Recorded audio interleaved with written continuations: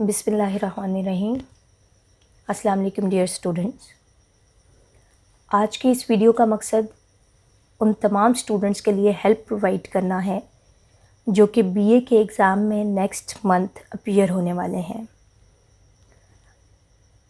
BA का paper English काफ़ी importance का हामिल है और इसमें काफ़ी प्रॉब्लम्स का सामना करना पड़ता है स्टूडेंट्स को। डियर स्टूडेंट्स, आप लोगों ने अक्सर ये स्टूडेंट्स को कहते हुए सुना होगा कि हमने पेपर बहुत अच्छा अटैम्प्ट किया था, लेकिन जब मार्क्स आते हैं, रिज़ल्ट आता है, तो that is not according to their expectations. इसमें क्या प्रॉब्लम्स का सामना उस स्टूडेंट को करना पड़ता है, क्या वजूहात होती हैं जिनकी बिना पर वो उतने मार्क्स नहीं गेन कर पाता जितना वो एक्सपेक्ट कर रहा होता है। आइए इन पॉइंट्स के ऊपर कुछ बात करते हैं। उम्मीद करती हूँ कि ये वीडियो आपके लिए बहुत हेल्पफुल साबित हो। तो जनाब, पहला स्टेप ये है कि आपने पेपर शुरू करने से पहले अल्लाह ताला के नाम से शुरू करना है और इसके बाद आपने दूसरे पॉइंट में ये करना है कि पेपर को रीड करना है कम से कम 2 दफ़ा। तो आपका सेकंड पॉइंट क्या बनता है? रीड क्वेश्चन पेपर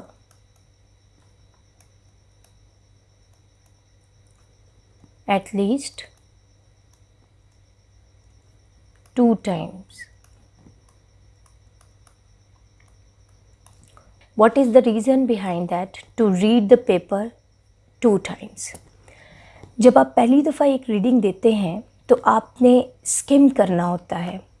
स्किम से मुराद ये है कि आपने क्वेश्चंस को रीड किया और हर क्वेश्चन को ओवरऑल अंडरस्टैंड किया कि आपसे जो एग्ज़ामिनर है, जो पेपर सेटर है, उसने आपसे मांगा क्या है सवाल के जवाब पे।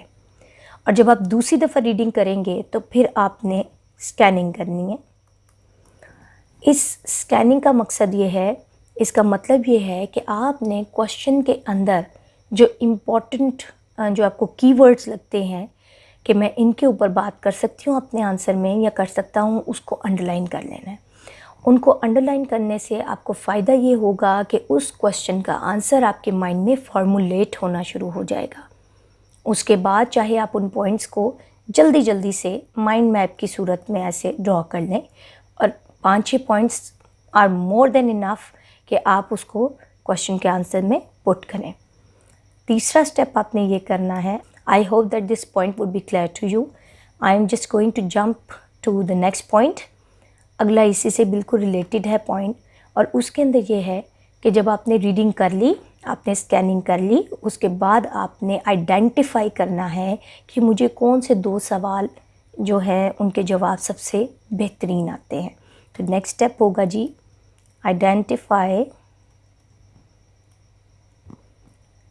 2 क्वेश्चंस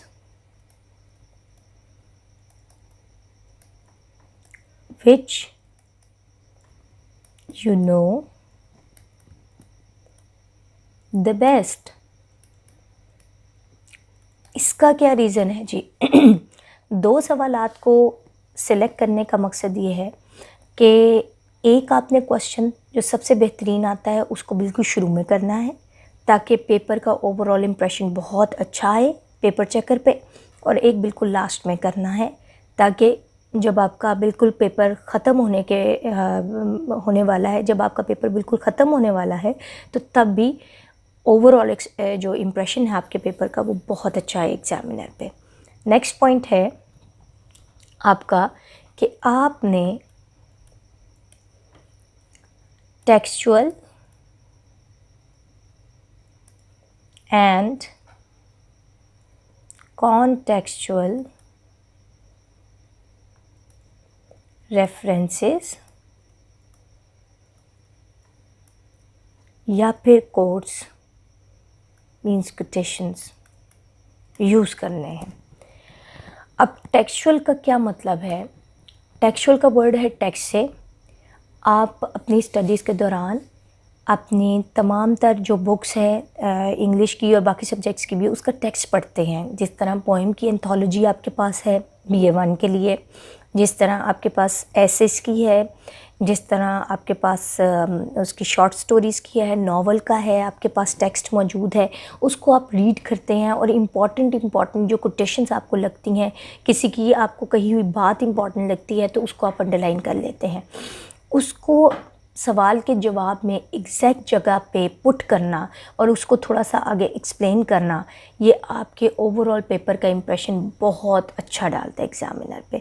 इससे क्या पता चलता है कि स्टूडेंट ने थॉरो रीड किया है टेक्स्ट को और अंडरस्टैंड किया है, उसके बाद उसने जो है अपने सवाल के जवाब को फॉर्मुलेट किया है। As far as contextual reference is concern, that is out of the text. For example, इधर मैं आपको एक एग्ज़ाम्पल दे के समझाती हूँ। आपने टेक्स्ट पढ़ा पोएम का, जो पहली पोएम है आपकी, BA1 से बात करती हूँ, फिर BA2 पे भी आते हैं। आपने पढ़ी लेजर में रिपेंटेंस दिखाई है। आप जो पोइट है वो लमेंट करता है कि मॉडर्न आदमी के पास बिल्कुल भी वक्त नहीं है कि वो नेचर को एंजॉय कर सके, वो अपनी इतनी ज़्यादा मटीरियलिस्टिक और मॉडर्न लाइफ में इंडल्ज हो चुका हुआ है। अच्छा, अब नेचर की इम्पोर्टेंस के बारे में इसने बात की है। बिल्कुल इसी टॉपिक पे वर्ड्सवर्थ की कई पोइम्स हमें मिलती हैं, ठीक है। तो वहाँ से आपने वर्ड्सवर्थ की पोइम्स को रीड करना है और उसमें से 2 लाइनें आप सिर्फ ले लें किसी भी पोइम की जो आपको इससे बहुत ही ज़्यादा रेलेवेंट लगती हैं। उसको आपने उठा के जब आप लेजर का क्वेश्चन पिक कर रहे हैं तो उसके अंदर आपने वो वाला रेफरेंस दे देना है जो कि वर्ड्सवर्थ ने अपनी पोइम के अंदर लिखा हुआ है। That is called the reference out of the text, that could be called as a contextual reference. इससे पेपर चेकर पे आपका इम्प्रेशन और अच्छा पड़ता है और इससे उसको पता चलता है कि आपने सिर्फ टेक्स्ट तक अपनी रीडिंग को महदूद नहीं रखा, बल्कि आपने उससे रिलेटेड जो वो उसका थीम है, उससे रेलेवेंट जो बाकी पोइट्स या राइटर्स ने कुछ लिखा है, आपने उसको भी परसू किया है और उसमें से आपने जो रेफरेंसेस हैं वो डाले हैं इसमें। नेक्स्ट पॉइंट है जी, आपने जो कटिंग और ओवर राइटिंग है उसको बहुत अवॉइड करना है। Avoid cutting and over writing. For example, cutting usually students कैसे करते हैं कि फ़र्ज़ करें कोई लफ्ज़ गलत हो गया तो उसको उन्होंने क्या करना है, उसके ऊपर लाइंस ऐसे लगाई जानी है 2 4 5 दफ़ा ऐसे। अब ये देखिए ओवरऑल क्या इम्प्रेशन आ रहा है आपके सामने। तो जब पेपर के अंदर 2-3 जगह पे एक ही पेपर के ऊपर, शीट के अंदर एक ही पेपर पे 2-3 दफ़ा ऐसे कटिंग नज़र आएगी तो ओवरऑल इम्प्रेशन बहुत अनटाइडी आता है, ठीक है। और उसका रिज़ल्ट क्या निकलता है कि आपने आंसर बहुत अच्छा भी लिखा होगा तो वो इतना जो है ना वो नीट नहीं लगेगा।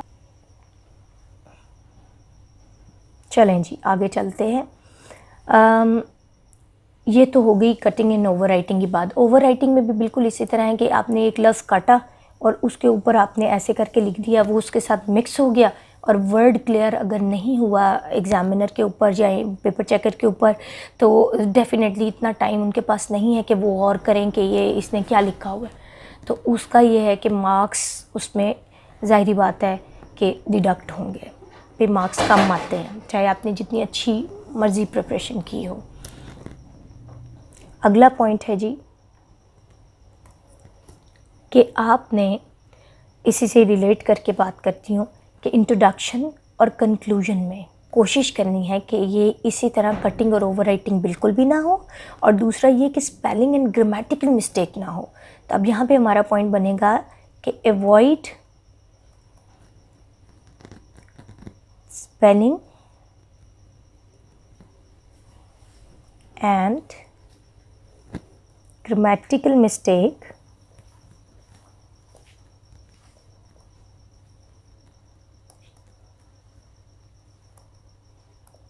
mistakes particularly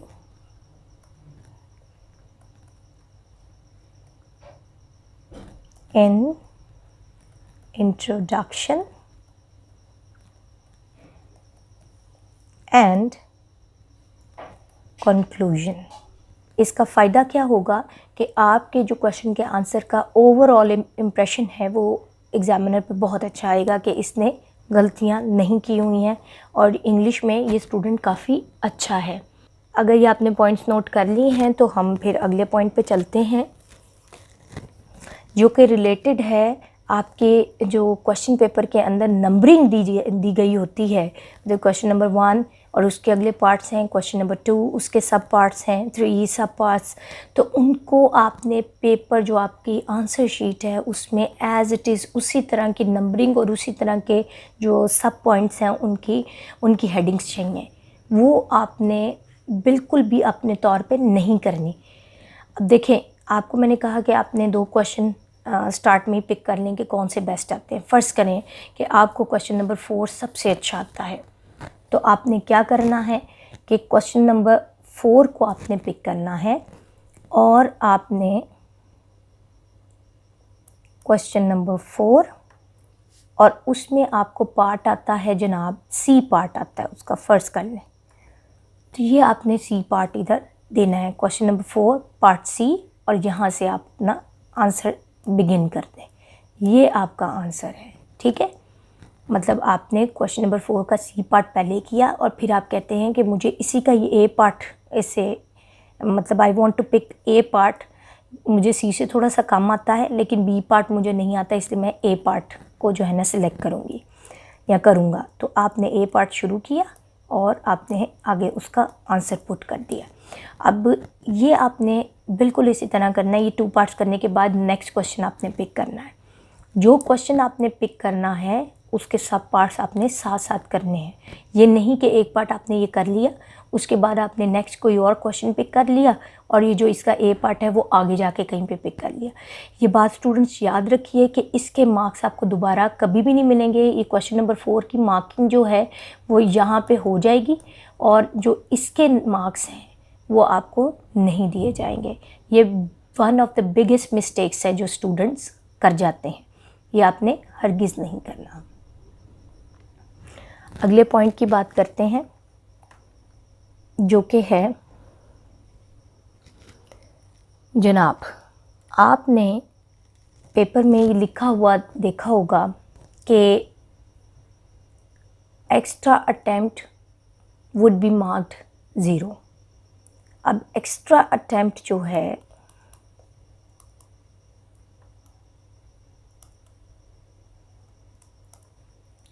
जब उसको क्लियरली आपको कह दिया गया है कि उसको 0 नंबर मिलेगा तो आपको वो अटेम्प्ट करने की क्या ज़रूरत है।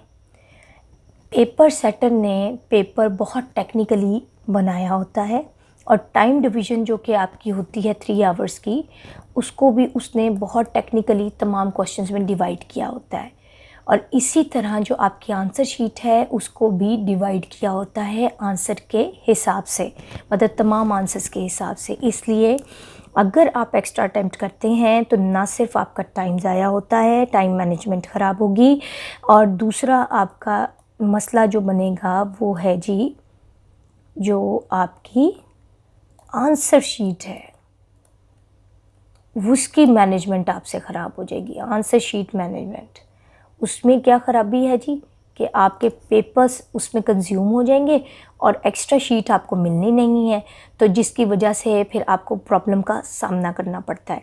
इसी तरह जो सेक्शन 2 है आपका पेपर का, उसके अंदर क्लियरली लिखा होता है कि आपने जो करेक्शन ऑफ एरर्स है वो आपने 5 अटैम्प्ट करनी है, 5 करेक्शन ऑफ एरर्स। इसका मतलब ये है कि आपने सिर्फ 5 ही करनी है, आपने एक भी एक्स्ट्रा नहीं करनी। जो भी करेंगे 5 के बाद उसको क्रॉस लग जाएगा और उसका मार्क्स आपको नहीं दिए जाएंगे। 5 में जितनी ठीक थी जितनी गलत थी आपको उसी के नंबर दिए जाएंगे।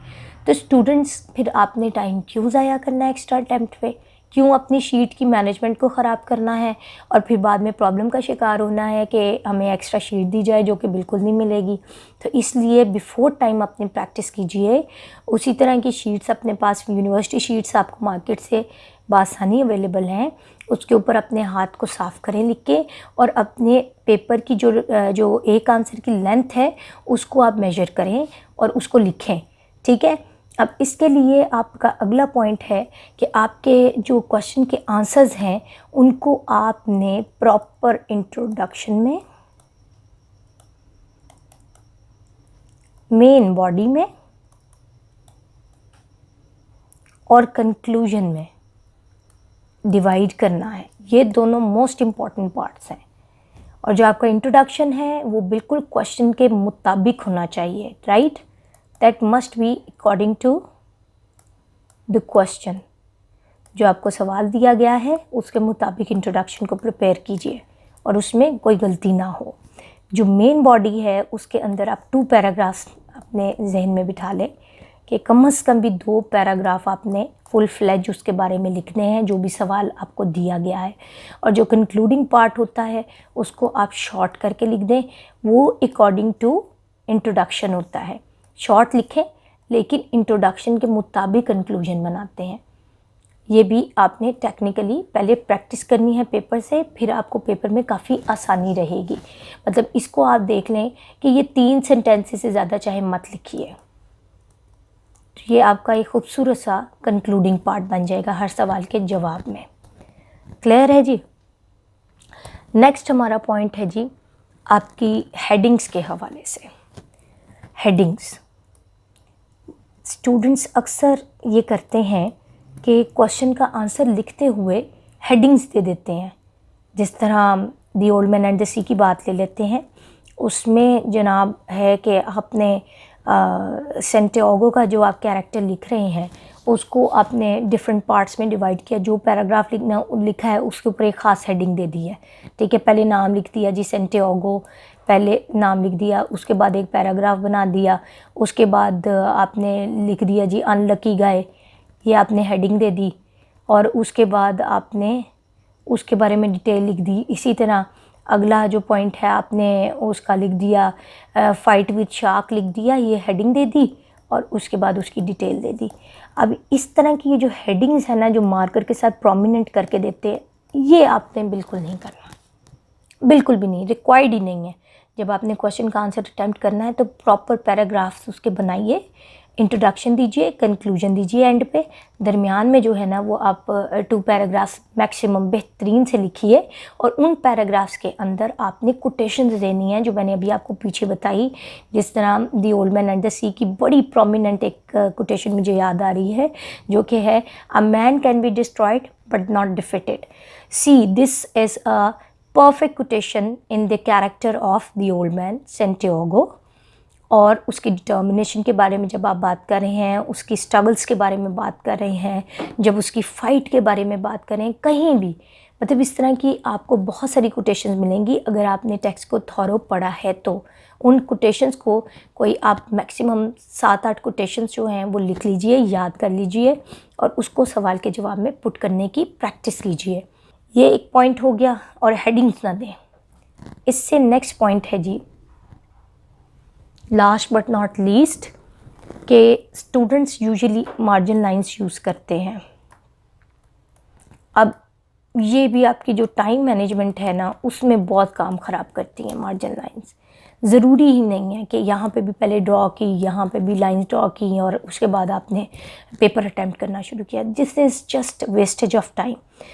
What is the strategy you can do only कि लेफ़्ट साइड से आप पेपर को, पूरी शीट को ऐसे टर्न कीजिए और टर्न करने के बाद खोल दें तो यहाँ पे एक हल्का सा हाशिया आ जाता है।